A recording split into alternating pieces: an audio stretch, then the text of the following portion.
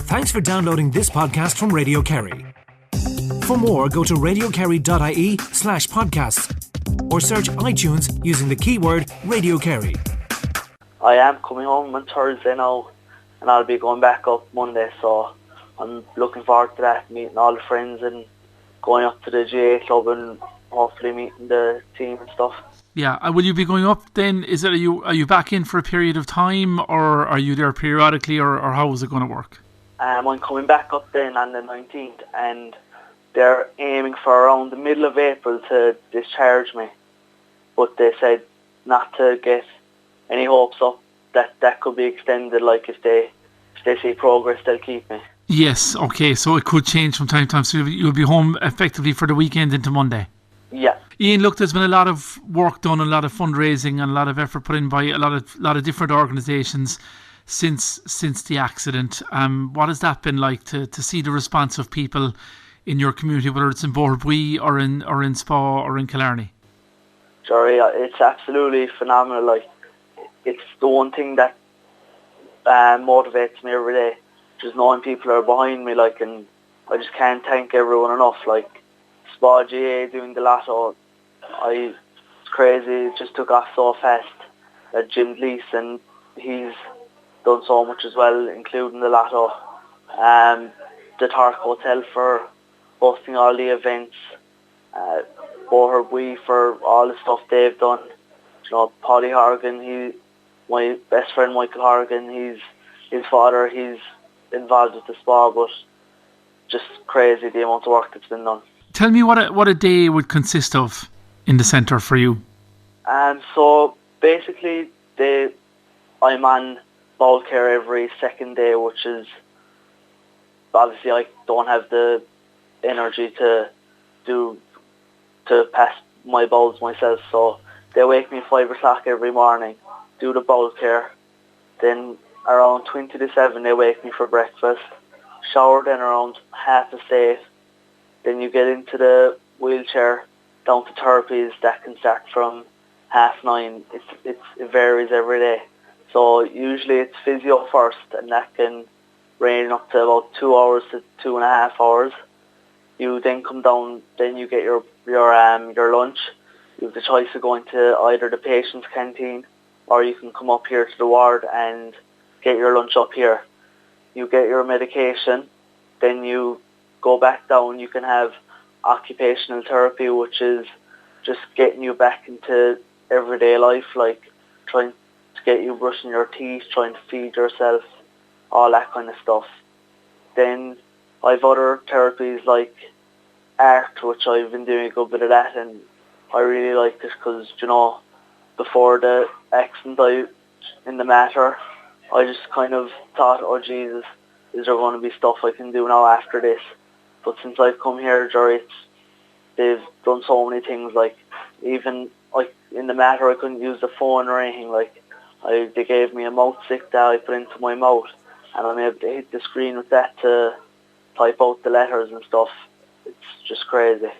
Stuff you never thought you'd ever kind of be able to do, I suppose, when it came to it, but it's opened up a whole new avenue for you. Oh, crazy. Like, obviously the injury was life-changing, and I'll never forget, like, when I fell off the bike, I turned to my friend Michael and I said, look, there's something seriously wrong here, ring the ambulance.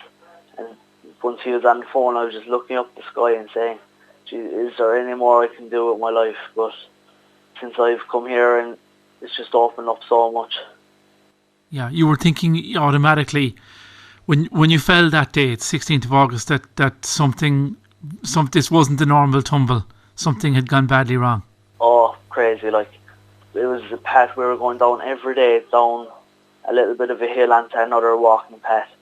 I was kind of on the outside of, there was 3 friends with me, Dermot O'Donoghue from Glenflesk, Damien Moore from Muckross, and Michael Horgan from Muckross. They'd be my 3 best friends. And I was going down the hill and I was kind of on the outside.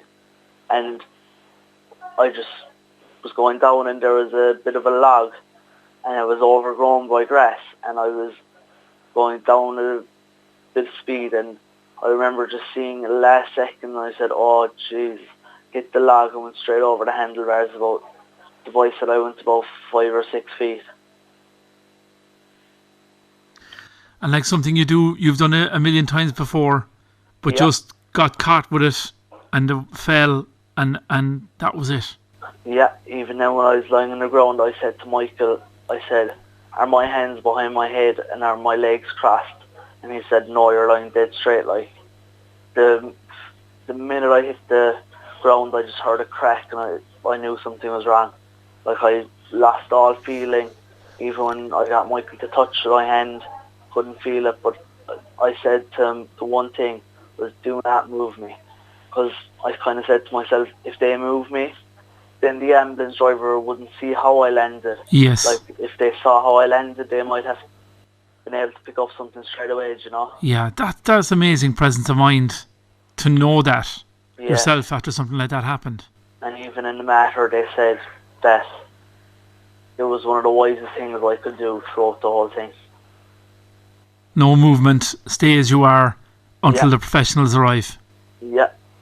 Even like in the matter when I got transferred to Tralee first now, and it was just kind of, it seemed to be endless x-rays, MRIs, everything like, and whenever they said you're going for an MRI, I just kind of lost the plot because obviously I wasn't feeling myself and everything, and it was so claustrophobic inside in the machine. In the machine, and it was so loud, couldn't see anyone, and like myself now, I wouldn't really like tight spaces, but that it was crazy, just all the tests and everything. And I went in on the 16th, and the 26th, McGregor was fighting Floyd Mayweather. But I remember saying to my mum and dad every time, just make sure I'm awake for it. It was the one thing I wanted to be awake for. You wanted to see the fight? Yeah, my accident happened on the 16th, and I was supposed to be going over to Spain on the 17th of August. So I was just so unfortunate with to cancel the flights and everything. Yeah. But they transferred me then to the matter, obviously, and I was under an anaesthetic, and I got my operation done up there. So I was asleep for about 3 days altogether, and I woke up in intensive care, and they just told me what had happened, that I had broken my 4 cervical vertebrae, C 3, 4, 5 and 6, and they just, my first words were, will I walk again? They just said, Ian, look, don't get upset, but just can't say anything because everyone's spinal cord repairs differently. Yeah, can't say anything for sure either way. Yeah. In relation to it.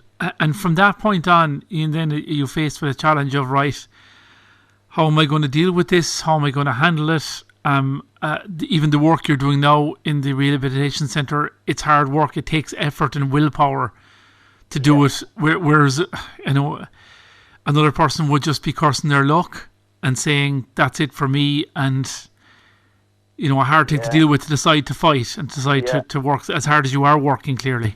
Yeah, I remember in intensive care every night, I just say, geez, why did this have to happen to me?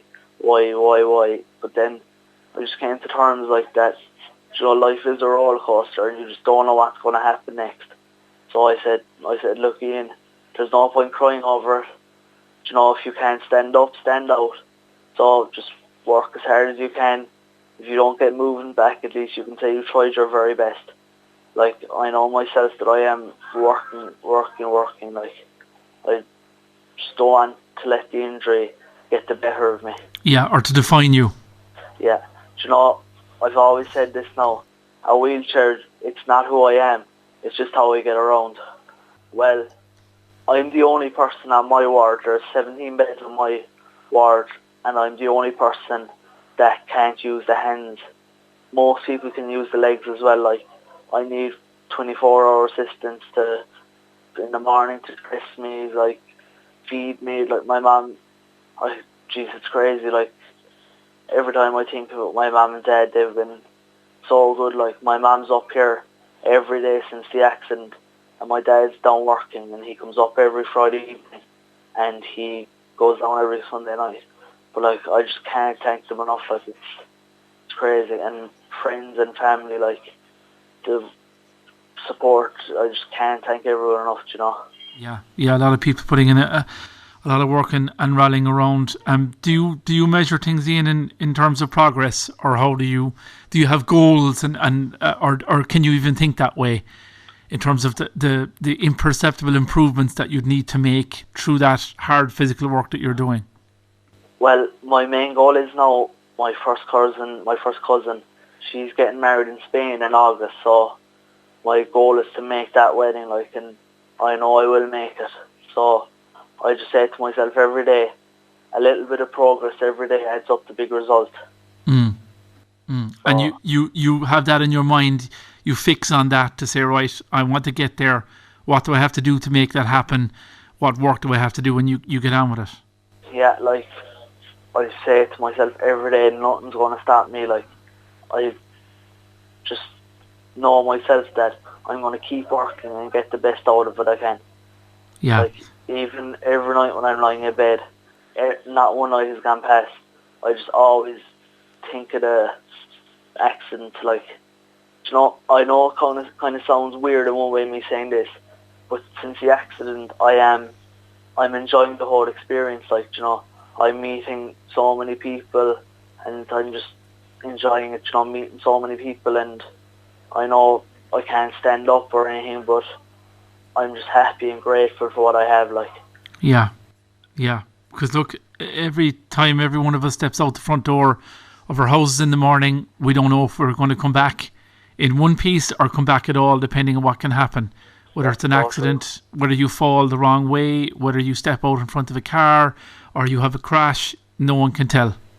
Yeah, and personally now, you were saying about goals. When I was in the Mater, I had a tracheostomy tube going through my neck and down near the lung, and that was breathing for me.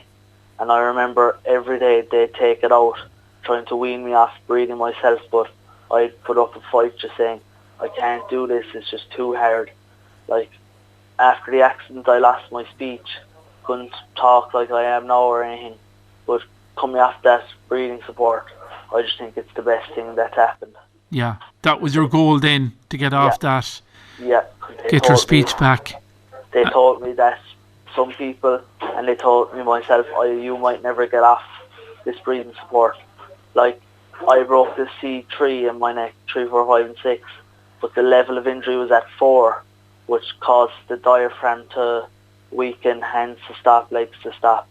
But he said, I know it's so crazy to say, but for all I know, that age, or when I was going down that hill, I could have been killed stone dead. Yeah, that's the reality of it. And there's no